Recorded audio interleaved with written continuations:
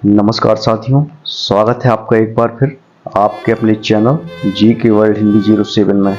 इस बार हम आपके लिए लेकर आए हैं कंजूस करोड़ीमल की हास्यप्रद कहानी। तो आइए शुरू करते हैं। एक समय की बात है, एक शहर में करोड़ीमल नाम का एक व्यापारी रहता था।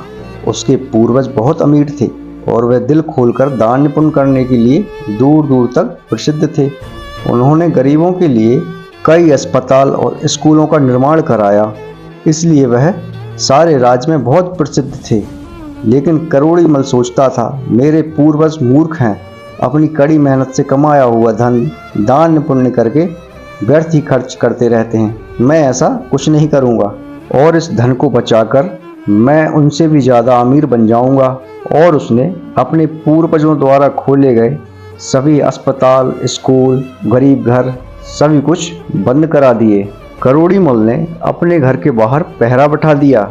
वह किसी गरीब या जरूरतमंद को उसके घर के आगे खड़ा भी नहीं होने देता था।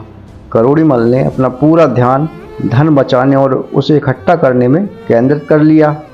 और धन बचाने के लिए ना तो वह खुद पेट भर खाना खाता और ना ही अपने परिवार को भरपेट खाने देता।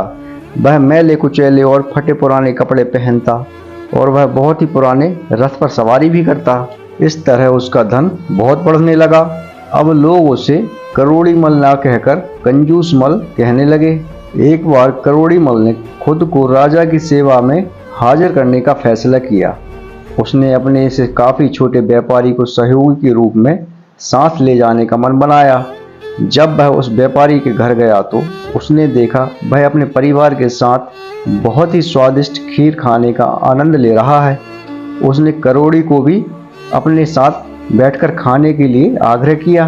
करोड़ीमल का खीर खाने को बहुत मन हुआ, लेकिन उसने यह सोचकर उसकी खीर नहीं खाई, यदि मैं आज इसके यहाँ खा लूँगा तो किसी दिन उसे भी अपने घर भोजन के लिए बुलाना पड़ेगा। ऐसा करने पर बेकार ही ज़्यादा खर्च हो जाएगा। उसने यह कहते हुए खाने से इनकार कर दिया। उसका पेट पहले से ही भरा हुआ है। किसी के यहाँ कुछ खाने पीने से इसीलिए मना कर देता था कि आगे कभी उस व्यक्ति को अपने घर में उसे भी खिलाना पड़ सकता है। करोड़ीमल अपने घर आकर वह खीर के बारे में सोचता रहा और अपनी इच्छा अधूरी रह जाने के कारण वह उदास सा रहने लगा। जब उसकी घरवाली ने उसकी उदासी का कारण पूछा तो उसने खीर वाली पूरी बात बता दी। घरवाली ने कहा, ये तो कोई बड़ी बात नहीं है। अरे मेरा तो खुद का खीर खाने का बहुत मन है। क्या हम इतने गरीब हैं कि खीर भी नहीं बना सकते? मैं तो इतनी सारी खीर बनाऊंगी कि चाहे पूरा गांव खा ले तब भी खत्म नहीं होगी। अपनी पत्नी की यह बात सुनकर उसे क्रोध आ गया और वह कहने लगा, मेरा धन हराम का नहीं है जो मैं गांव पर लुटाता फिरूं। इस पर पत्नी बोली, 5-7 पड़ोसियों को ही बुला लेंगे। पति बोला, नहीं, पैसे बर्बाद नहीं करने हैं। इस पर पत्नी बोली, सारे परिवार के लिए तो खीर बनानी ही पड़ेगी, आप अकेले थोड़े ही खा पाएंगे। पति कहने लगा कि अब उसने खीर खाने का विचार ही छोड़ दिया है, अब वह खीर बिल्कुल नहीं खाएगा।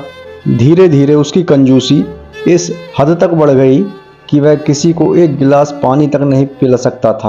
और तो और वह अपने बच्चों के लिए कोई दवाई आदि भी नहीं लेता था, चाहे कितना भी बीमार क्यों ना हो। प्रभु की कृपा ऐसी हुई कि वह ज्यों-ज्यों कंजूस होता गया उसे व्यापार में घाटा पड़ना शुरू हो गया और उसकी दौलत दिन ब दिन कम होनी शुरू हो गई।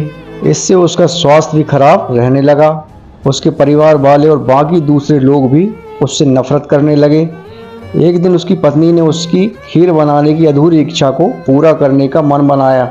चोरी छिपे उसने खीर बनाई और उसे एक डोलची में डालकर उससे कहा, इसमें तुम्हारे खाने के लिए कुछ है, तुम्हें इसे बाहर एकांत में बैठकर खाना है। मुझे यह एक महात्मा पुरुष देकर गए हैं और वह कहकर गए हैं कि इसे खाकर तुम एकदम स्वस्थ हो जाओगे और तुम्हारा व्यापार भी ठीक चलने लगेगा। व्यापारी वह डोलची लेकर गांव के बाहर बिल्कुल एकांत स्थान पर जाकर एक पेड़ के नीचे बैठ गया। उसने डोलची को खोला। उसे खीर से भरा हुआ देखकर उसकी आंखें खिल गईं, लेकिन अभी वह खीर खाने ही वाला था कि उसे अपने सामने 4 साधु खड़े दिखाई दिए। वास्तव में साधु परमात्मा ने उस व्यापारी को सद्बुद्धि देने के लिए खुद ही भेजे थे। साधु व्यापारी से कहने लगे, जजमान, हम कई दिनों से भूखे हैं, हम भी थोड़ी खीर खाना चाहते हैं। व्यापारी कहने लगा, मैं अपनी खीर आपको क्यों दूं? यह मेरी है और मैं अकेला ही इसे खाऊंगा। साधु बोले, तू हमें थोड़ी सी खीर देकर तो देख, अगर वह पहले से कम हो गई तो तू हमें और मत देना, पर अगर यह पहले से बढ़ गई तो हमें फिर कुछ और दे देना। व्यापारी का मन तो नहीं मान रहा था, पर फिर भी उसने साधुओं को कुछ खीर दे ही दी और सच में उसे अपनी खीर पहले से ज्यादा लगने लगी। यह बात उसने 2-3 बार दोहराई, हर बार खीर पहले से ज्यादा होती दिखाई दी। व्यापारी इस चमत्कार पर हैरान हो रहा था।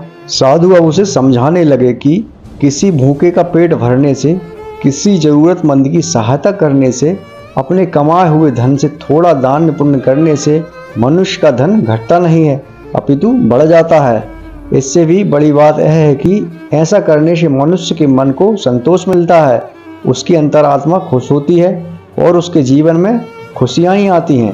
अब व्यापारी की आंखें पूरी तरह खुल गईं और वह साधुओं के चरणों पर गिर पड़ा और पछतावा करने लगा और कहने लगा, भविष्य में मैं नेक नीति वाला जीवन व्यतीत करने का प्रण लेता हूँ।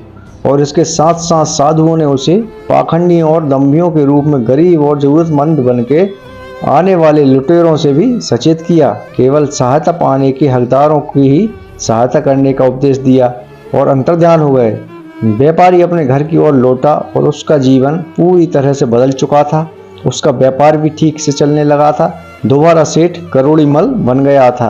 अब और भी खुश था और उसका परिवार भी खुश रहने लगा था। दोस्तों, आपको ये कहानी कैसी लगी हमको कमेंट बॉक्स में जरूर बताएं और हमारे चैनल को लाइक, सब्सक्राइब, शेयर जरूर करें और बेल आइकॉन को भी दबाएं, जिससे हमारे आने वाले वीडियो की नोटिफिकेशन आपको मिलते रहेंगे। मिलते हैं अगले वीडियो में, जब तक के लिए नमस्कार।